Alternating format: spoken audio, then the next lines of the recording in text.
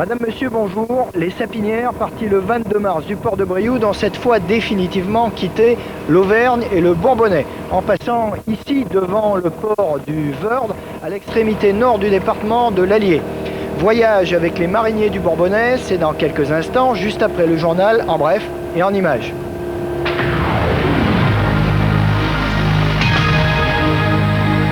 Nous avons jeté l'ancre aujourd'hui à Château-sur-Allier, dernier port bourbonnais avant de naviguer vers les départements du Cher et de la Nièvre. Alors, nous aurions bien voulu coucher à l'hôtel de la Marine que vous découvrez derrière moi, mais on nous a dit qu'il était fermé depuis au moins 100 ans.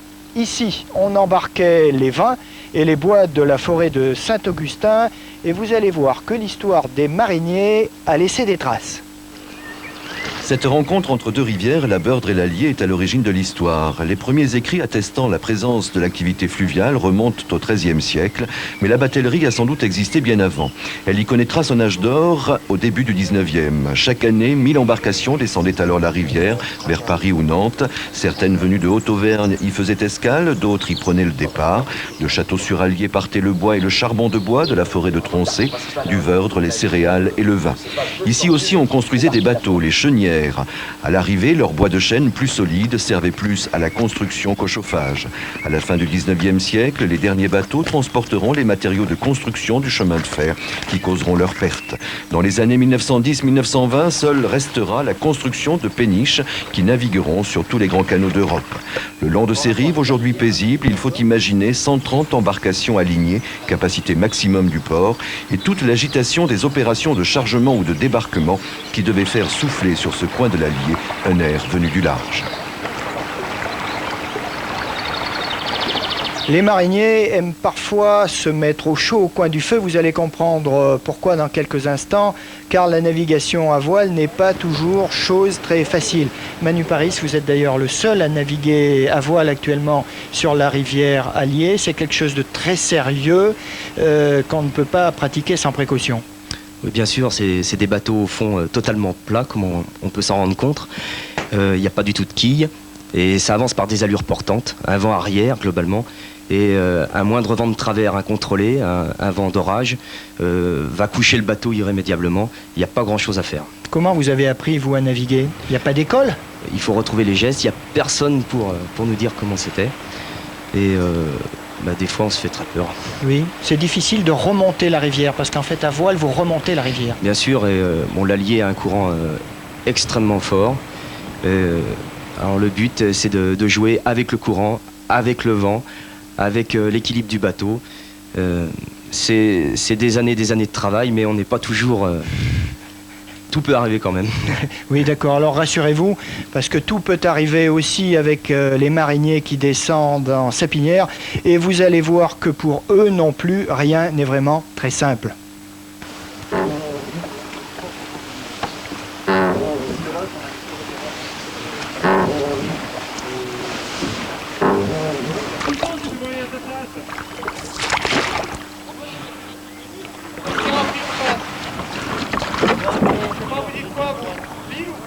Tu restes au milieu. Tu passes à gauche au milieu. Il y a quoi devant là?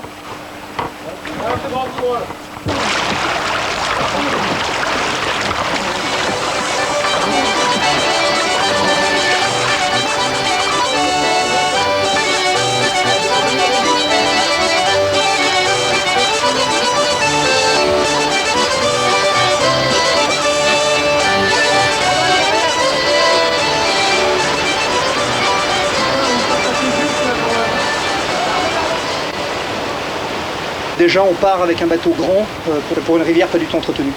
Les petits bateaux de 7 et 8 mètres, ceux qui nous entourent, donc celui qu'on a derrière et celui qu'on a devant, là, ceux-là, il n'y a vraiment aucun problème, ça passe partout. Ça fait une tonne, autour d'une tonne 6, les petits font 400 kg. Voilà, donc on comprend tout de suite les problèmes de tirant d'eau. Donc là, on savait dès le départ que ça allait être dur.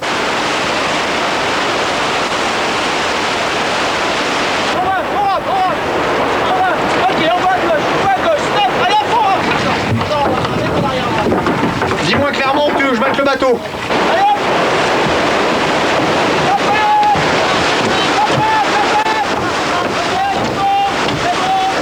J'ai vu le quai qu'il faut avancer dessous là. Je me suis dit, oula. Bon, et hein, on est prêt pour les chutes du Niagara là, les gars.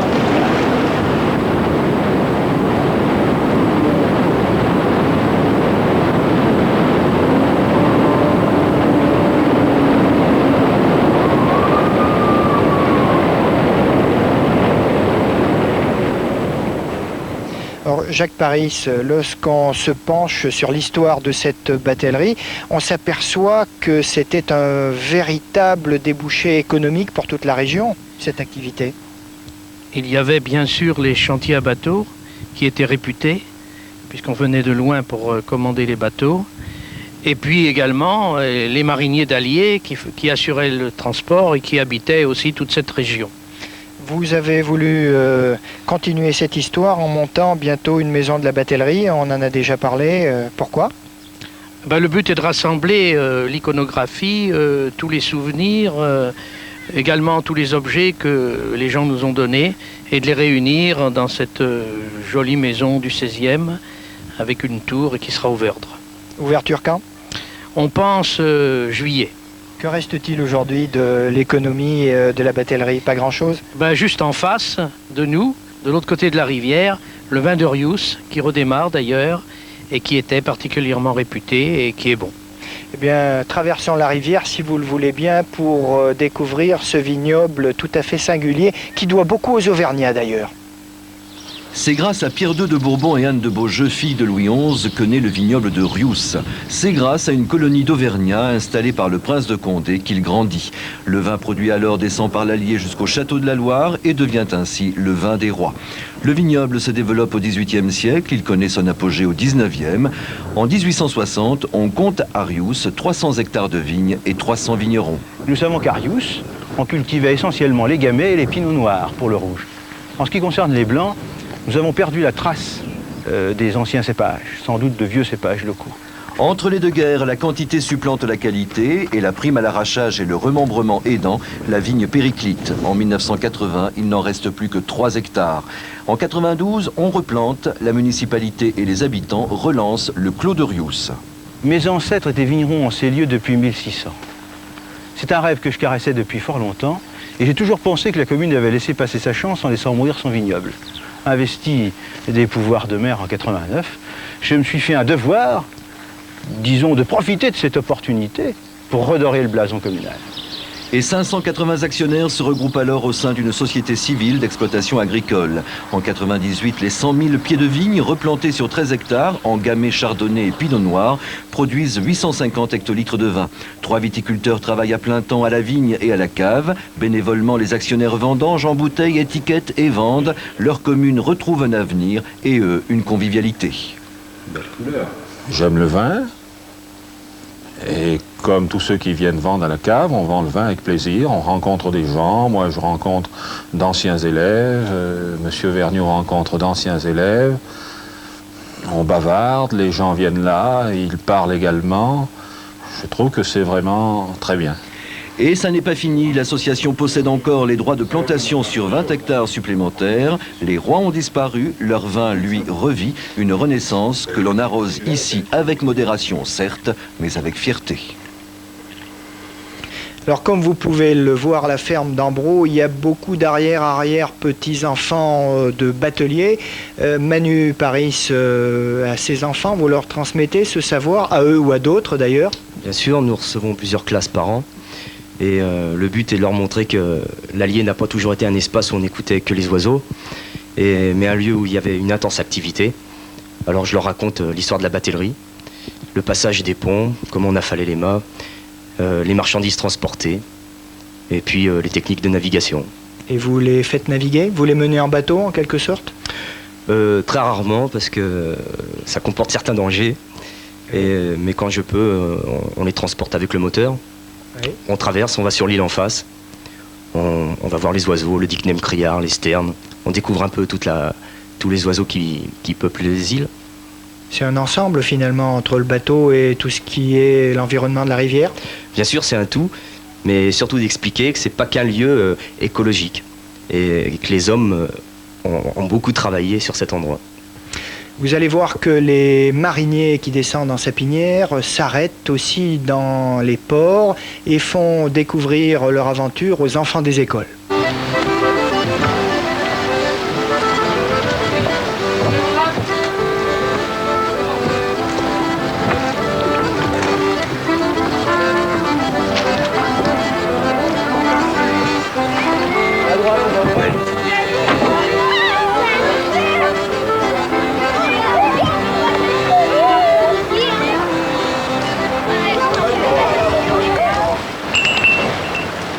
L'anneau, là, c'est un vestige du port.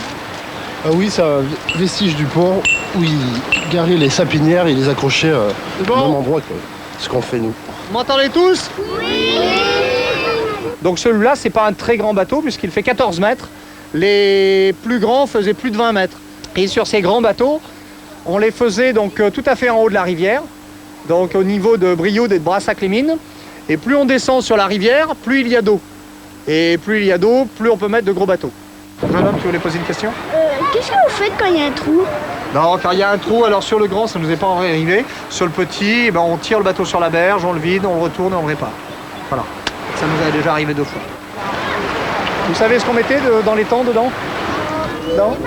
Oui. Ouais, quoi comme marchandise? Donc on mettait principalement du charbon et du vin. Tiens, il y en a pas un qui veut montrer le beau petit caillou là qu'on a dans le...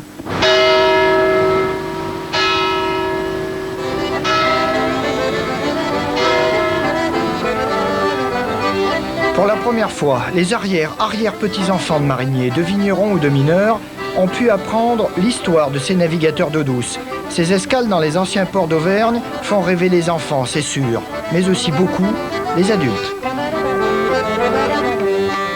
Les mariniers de la Chavanais ne se sont pas contentés de naviguer, ils chantent. Frédéric Paris, vous avez publié un compact disque qui s'appelle Bateau doré. C'est la suite logique de votre travail sur la batellerie?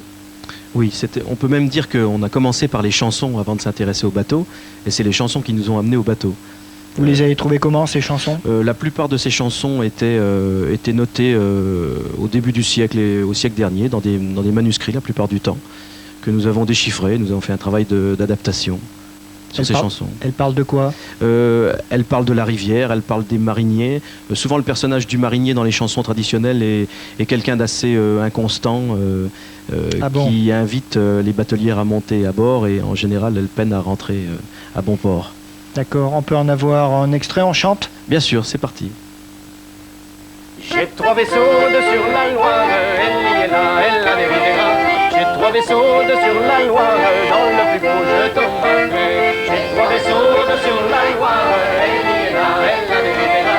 J'ai 3 vaisseaux de sur la Loire, dans le plus beau je t'embarquerai. Dans le plus beau je t'embarquerai, elle y est là, dans le plus beau je t'embarquerai. Dans le plus beau je t'embarquerai, elle y est là, dans le plus beau je t'embarquerai. Pas les pieds de sur la Loire, elle y est là, elle la naviguera. Pas les pieds de sur la Loire, la belle entend sa belle crier. Pas les pieds de sur la Loire, elle y est là, elle la naviguera. Pas les pieds de sur la Loire, la belle entend sa belle crier. La belle entend sa belle, elle y est là, la belle entend sa belle crier. La belle entend sa belle, elle y est là, la belle entend sa belle crier. On reviens ma fille, elle y est là, elle la naviguera. On reviens ma fille, à notre amour je dirai. François, on est pas à Paris.